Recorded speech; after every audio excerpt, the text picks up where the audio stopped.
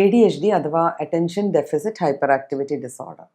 ഈ ഒരു വാക്ക് അല്ലെങ്കിൽ ഈ ഒരു അസുഖത്തെക്കുറിച്ച് നമ്മൾ മലയാളികൾ കഴിഞ്ഞ കുറച്ച് മാസങ്ങൾക്ക് മുമ്പേ നമ്മളുടെ വളരെ പ്രശസ്തനായ നടൻ്റെ ഒരു സിനിമ ഇറങ്ങിയിരുന്നു, ആവേശം. അത് കഴിഞ്ഞ് ആ നടൻ അതിനെക്കുറിച്ചൊരു ടോക്കിൽ പറയുണ്ടായി, ഞാൻ ഒരു ADHD കേസാണ് എന്ന്. അതോടെയാണ് ഈ വാക്കും ഈ ഒരു അവസ്ഥയും നമ്മുടെ മലയാളികളുടെ ഇടയിൽ വളരെ കോമൺ ആയി തുടങ്ങിയത്.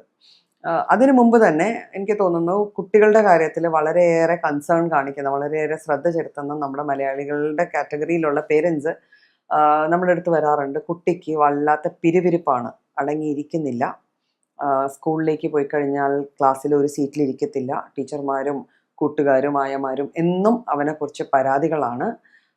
പഠിക്കാനൊക്കെ ചിലപ്പം സ്വാഭാവികം നല്ല രീതിയിൽ പഠിക്കുന്ന കുട്ടിയായിരിക്കാം, ചിലപ്പം സാമാന്യം നല്ല മാർക്സ് അല്ലെങ്കിൽ വളരെയേറെ കൂടുതൽ മാർക്സ് മേടിക്കുന്ന, എന്തെങ്കിലും കുറച്ച് കേട്ട് കഴിഞ്ഞാൽ തന്നെ നന്നായിട്ട് എഴുതാനും പിടിക്കാനും വായിക്കാനും ഒക്കെ പറ്റുന്നുണ്ടായിരിക്കാം.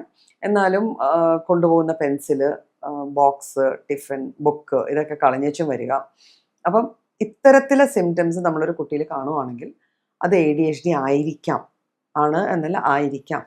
പിന്നെ എപ്പോഴും ഒന്നെങ്കിൽ കയ്യോ കാലോ ചലിപ്പിച്ചുകൊണ്ടിരിക്കുക, കയ്യിൽ എന്തെങ്കിലും ഒരു ചെറിയ സാധനം കിട്ടിയ, ഒരു റബ്ബർ കഷ്ണം കിട്ടി അത് പിച്ച് പറിച്ച് ഇല്ലാണ്ടാക്കുക, ഒരു പേപ്പർ കിട്ടി അത് ചുരുട്ടി ചുരുട്ടി വെച്ചിട്ടിരിക്കുക, പെൻസിലിൻ്റെ മൂട് കടിച്ച് ഒരു പരിവാക്കുക. അവർക്ക് ഒരിക്കലും ഒന്നും ചെയ്യാതെ ഇരിക്കാൻ പറ്റില്ല.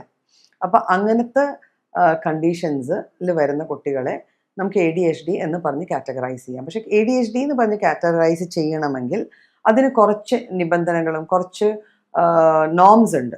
അപ്പം എല്ലാ പിരിവിരിപ്പുള്ള കുട്ടികളും ADHD ആവണമെന്നില്ല. ചില കുട്ടികൾ വീട്ടിൽ ഭയങ്കര പിരിവിരിപ്പായിരിക്കും, അല്ലെങ്കിൽ സ്കൂളിൽ ഭയങ്കര പിരിവിരിപ്പായിരിക്കും, പക്ഷേ പുറത്തോട്ട് ഇറങ്ങിക്കഴിഞ്ഞാൽ സാമാന്യം ശാന്തരായിരിക്കും. ഇവരെയൊന്നും നമുക്ക് ADHD എന്ന് പറയാൻ പറ്റില്ല. ADHD ഉള്ള കുട്ടി അതൊരു സൈക്കോസൊമാറ്റിക് കണ്ടീഷനാണ്. അതായത് മനസ്സും ആ കുട്ടിയുടെ ബോധവും ആ കുട്ടിയുടെ ശരീരവും ഇവയെല്ലാം ഒരു ചെറിയ സ്പെല്ലിംഗ് മിസ്റ്റേക്ക് പോലെ മാറി നിൽക്കുന്നതുകൊണ്ടാണ് അവർ ആ പിരിവിരിപ്പ് കാണിക്കുന്നത്. അപ്പം ഈ പിരിവിരിപ്പ് അവരെ സംബന്ധിച്ചിടത്തോളം ഏത് സാഹചര്യത്തിലും ഏത് സറൗണ്ടിങ്സിലും അവർ കാണിക്കും. സ്കൂളിലായാലും പള്ളിയിലായാലും മാർക്കറ്റിലായാലും ആരെങ്കിലും ഒന്നോ രണ്ടോ പേരെ ഇച്ചിരി പേടിയുണ്ടെങ്കിൽ അവിടെ മാത്രം ചിലപ്പം ഒന്ന് ഒതുങ്ങിയാൽ പോലും അവരുടെ ഈ പിരിവിരിപ്പ് എന്നുള്ളൊരു ഫീച്ചർ ഏതെങ്കിലും വിധത്തിൽ ഒന്നുമില്ലെങ്കിൽ അവരുടെ കയ്യിലെ നഖമെങ്കിലും കുത്തിപ്പറിച്ച് കളഞ്ഞ് അവർ അത് എക്സ്പ്രസ് ചെയ്തിരിക്കും. അപ്പം അത്തരത്തിലെ കുട്ടികളെയാണ് നമ്മൾ ADHD ഉള്ള കുട്ടികൾ എന്ന് പറഞ്ഞത്. ADHDക്ക് തന്നെ പലതരം കാറ്റഗറീസ് ഉണ്ട്. ADD എന്ന് പറയും, അറ്റൻഷൻ മാത്രമില്ലാത്തത്, അറ്റൻഷൻ ഡെഫിസിറ്റ് ഡിസോർഡർ എന്ന് പറയും. AHD എന്ന് പറയും, അവിടെ അറ്റൻഷനൊക്കെ ഉണ്ടായിരിക്കാം, ഹൈപ്പർ ആക്ടിവിറ്റി ആയിരിക്കും പ്രിഡോമിനൻ്റ് ആയിട്ട് നിൽക്കുക. നമ്മൾ ഒരു കാര്യം പറഞ്ഞു കഴിഞ്ഞാൽ എല്ലാം കേട്ടേച്ചു അവിടെ ചെന്നേച്ചു, അല്ല എന്താ പറഞ്ഞത്, എടുക്കാൻ പറഞ്ഞത് എന്നും പറഞ്ഞ് തിരിച്ചു വരുന്ന കുട്ടി എല്ലാ കാര്യങ്ങളിലും നോർമൽ ആയിരിക്കും, പക്ഷെ അവിടെ അറ്റൻഷൻ കുറവായിരിക്കും, അവർ ആ ശ്രദ്ധ ചെലുത്തില്ല. അപ്പം ഇതുകൊണ്ട് പ്രത്യേകിച്ച് വലിയ പ്രശ്നങ്ങളൊന്നും ഉണ്ടാവില്ല എന്ന് നമുക്ക് തോന്നിയാൽ പോലും മുന്നോട്ട് പോകും തോറും ഈ കുട്ടിക്ക് കോൺസെൻട്രേറ്റ് ചെയ്യാൻ പറ്റാണ്ടാവും. ഈ പിരിവിരിപ്പ് കാരണം തന്നെ സ്വന്തം മനസ്സിനെയും ശരീരത്തിനെയും ഒന്നിലേക്ക് ഒരു ശ്രദ്ധ കേന്ദ്രീകരിക്കാൻ പറ്റാണ്ട് വരും. അപ്പം അക്കാഡമിക്സ്, അതായത് സ്കൂളിൽ പാഠങ്ങൾ കൂടുന്നു, കൊച്ചിലെ പഠിച്ചിരുന്ന അത്രയല്ല, അതിനേക്കാളും പോർഷൻസ് കൂടുന്നു, കൂടുതൽ ആൾക്കാരുമായിട്ട് ഇൻറ്ററാക്ട് ചെയ്യുന്നു, കൂടുതൽ ടീച്ചർമാരെ കാണുന്നു. അപ്പം ഇതെല്ലാം കൂടെ ആ കുഞ്ഞിന് പറ്റാണ്ടാവും. എന്ന് വെച്ചാൽ ആ കുട്ടിയുടെ പിരിവിരിപ്പിന് ഇതെല്ലാത്തിലും അറ്റൻഷൻ, ഇതിനെല്ലാത്തിനെയും ശ്രദ്ധിക്കാൻ സാധിക്കാത്തൊരവസ്ഥ വരുമ്പോൾ അവരുടെ അക്കാഡമിക്സ് പിന്നോട്ടാവാൻ തുടങ്ങും. നല്ല രീതിയിൽ 1ലും 2ലും അല്ലെങ്കിൽ 5ാം ക്ലാസ് വരെ നന്നായി പഠിച്ചിട്ടിരുന്ന കുട്ടിയാണ്, അന്നും ഇവൻ കുരുത്തക്കേടായിരുന്നു, പക്ഷെ ഇപ്പൊ പഠിത്തത്തിൽ ഒരു ശ്രദ്ധയില്ല. അപ്പൊ ഇത്തരത്തിലൊക്കെ വരുന്നത് പൊതുവെ ADHD ഉള്ള കുട്ടികളാണ്. ഇപ്പൊ എന്താണ് ഇതിനുള്ള കാരണം? സ്വാഭാവികമായിട്ടുള്ളൊരു ചോദ്യമാണ്. അതിലും അവിടെയും ഒരു ജനതിക ഫാക്ടർ ഉണ്ട്. നമ്മളുടെ ഫാമിലിയിൽ ആർക്കെങ്കിലും ഒരു സൈക്കോസൊമാറ്റിക് ഡിസോർഡർ, മാനസിക പ്രശ്നങ്ങളുടെ ഏതെങ്കിലും ഒരു കാറ്റഗറിയിലെ അസുഖം ഉണ്ടെങ്കിൽ ആ കുട്ടിക്ക്, നമ്മൾ ഈ സംശയിക്കുന്ന കുട്ടിക്ക് ADHD വരാനുള്ള സാധ്യതയുണ്ട്. പിന്നെ ജനന സമയത്ത് ഉണ്ടാവുന്ന ചെറിയ പ്രശ്നങ്ങൾ, പൊതുവെ ADHD ഡയഗ്നോസ് ചെയ്യുമ്പോൾ ഇത് കൺസിഡർ ചെയ്യാറില്ല. അതായത് ഇങ്ങനെയുള്ള കണ്ടീഷൻസ് നമ്മൾ ടിപ്പിക്കൽ ADHD അല്ല എന്ന് പറഞ്ഞ് മാറ്റിവെക്കും. എന്നാലും ഇപ്പം ഡിലേഡ് ഡെലിവറി ആയിരുന്നു, അല്ലെങ്കിൽ ഡിലേഡ് പ്രഗ്നൻസി ആയിരുന്നു, കുറേ അധികം സമയം എടുത്തിട്ടാണ് ആ കുട്ടി ജനിച്ചത്, അല്ലെങ്കിൽ കുറച്ച് പ്രൊസീജിയേഴ്സ് ചെയ്യേണ്ടി വന്നു, ജനിച്ച ഉടനെ കുഞ്ഞ് കരഞ്ഞില്ല. അപ്പം ഇത്തരത്തിൽ ജനന സമയത്തുണ്ടാവുന്ന അല്ലെങ്കിൽ പോസ്റ്റ് പാർട്ടം, ജനനം കഴിഞ്ഞ ഒരു ആന്റിനേറ്റൽ പീരീഡ്, ആദ്യത്തെ ദിവസങ്ങളിൽ ആ കുട്ടിക്കുണ്ടായ അനുഭവങ്ങൾ, അല്ലെങ്കിൽ കുട്ടിക്കാലത്ത് ആ കുട്ടി എക്സ്പോസ്ഡ് ആയിട്ടുള്ള സറൗണ്ടിങ്സ്, ഇവയെല്ലാം ഒരു വിധത്തിൽ അല്ലെങ്കിൽ വേറൊരു വിധത്തിൽ ഈ കുട്ടിയുടെ ഇത്തരത്തിലുള്ള കണ്ടീഷൻ ഡെവലപ്പ് ചെയ്യാനുള്ളൊരു കാരണമാണ്. പിന്നെ പലപ്പോഴും ചൈൽഡ്ഹുഡ് ഡിസോർഡേഴ്സ് ഉണ്ട്, ഡിസ്ലെക്സിയ, ഓട്ടിസം, ഇവയെല്ലാം ADHD അതിനോടനുബന്ധമായിട്ട് ടോററ്റ് സിൻഡ്രോം, അങ്ങനെ അതിനോടനുബന്ധമായിട്ട് ചിലപ്പം ADHD ഒരു കുട്ടിയിൽ കണ്ടെന്നിരിക്കാം. അപ്പം ADHD ഉള്ളൊരു കുട്ടിക്ക് ബുദ്ധി കുറവുണ്ടോ?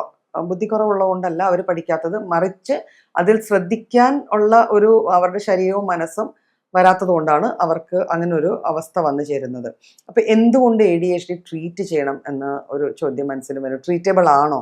ഉറപ്പായിട്ടും ADHD നമുക്ക് നല്ല രീതിയിൽ മാനേജ് ചെയ്ത് അവരൊരു അഡോളസെൻ്റ് ആയി ഒരു അഡൽട്ടായി, ഇപ്പം ഞാൻ നേരത്തെ പറഞ്ഞ ആ നടൻ തന്നെ ഇപ്പം അഡൽട്ടായിട്ട് ഹൈപ്പർ ആക്ടിവിറ്റി ഉണ്ടെങ്കിൽ പോലും അത് ഫോക്കസ് ചെയ്തിട്ട് പ്രൊഡക്റ്റീവ് ആക്കാൻ പറ്റുന്നുണ്ട്. അത്തരത്തിൽ നമുക്ക് അവരുടെ ഹൈപ്പർ ആക്ടിവിറ്റിയുടെ ഫീൽഡ് റെക്കഗ്നൈസ് ചെയ്തിട്ട് എവിടെയാണോ ആ പോയിന്റ്സ് വെച്ചിട്ട് അവരെ നല്ല രീതിയിൽ ലീഡ് ചെയ്ത് അതിൽ നിന്ന് തന്നെ ഒരു നേട്ടം ഉണ്ടാക്കിയെടുക്കാൻ അവരുടെ ജീവിതത്തിൽ എപ്പോഴും ക്വാളിറ്റി ഓഫ് ലൈഫ് ആണല്ലോ നമ്മൾ നോക്കേണ്ടത്, അത് ഇമ്പ്രൂവ് ചെയ്തെടുക്കാൻ പറ്റും. ഇത് ട്രീറ്റ് ചെയ്തില്ലെങ്കിൽ കുഴപ്പം വല്ലതും ഉണ്ടോ? കുറച്ച് കഴിയുമ്പോൾ ഉത്തരവാദിത്തമൊക്കെ വരുമ്പോൾ അവൻ ഓക്കെ ആയിക്കോളും. പക്ഷെ അങ്ങനെ ചിന്തിക്കുന്നത് വലിയൊരു തെറ്റാണ്. പലപ്പോഴും വല്ലാണ്ട് അക്രമാസക്തരാവുന്ന മുതിർന്ന വ്യക്തികളുടെ ഹിസ്റ്ററി എടുത്ത് നോക്കിയാൽ നമുക്ക് അറിയാൻ പറ്റും അവർ കുട്ടിക്കാലത്ത് ADHDയുടെ ടിപ്പിക്കലി ADHD പേഷ്യൻസ് ആയിരുന്നു. കുറേ സൈക്കോപ്പത്സ്, നമ്മൾ ഈ സിനിമകളിലൊക്കെ കാണുന്ന നമ്മളൊന്നും ചിന്തിക്കാത്ത വിധത്തിലെ ക്രൈമുകൾ ചിന്തിച്ചുണ്ടാക്കി പ്രാവർത്തികമാക്കുന്ന കുറേ കഥാപാത്രങ്ങളുണ്ടല്ലോ. ഇവരുടെയൊക്കെ ഹിസ്റ്ററി എടുത്ത് നോക്കിക്കഴിഞ്ഞാൽ ഇവർ കുട്ടിക്കാലത്ത് പലപ്പോഴും ADHDയുടെ പിടിയിൽപ്പെട്ട പിള്ളേരായിരുന്നായിരിക്കണം. അതുകൊണ്ട് തന്നെ ADHD ഉണ്ട് എന്നൊരു സംശയം തോന്നിയാൽ നമ്മൾ തന്നെ എൻ്റെ കുട്ടിക്ക് പെരുവരുപ്പാണ്, ADHD ആണ് കേട്ടോ എന്നുള്ള രീതിയിൽ ഡയഗ്നോസ് ചെയ്യുകയല്ല ചെയ്യേണ്ട. ഒരു വിദഗ്ധമായ ഒരു പരിശോധന പ്ലസ് അതിൻ്റെ കുറേ ടെസ്റ്റുകളുണ്ട്, സ്ക്രീനിങ് ടെസ്റ്റുകളുണ്ട്.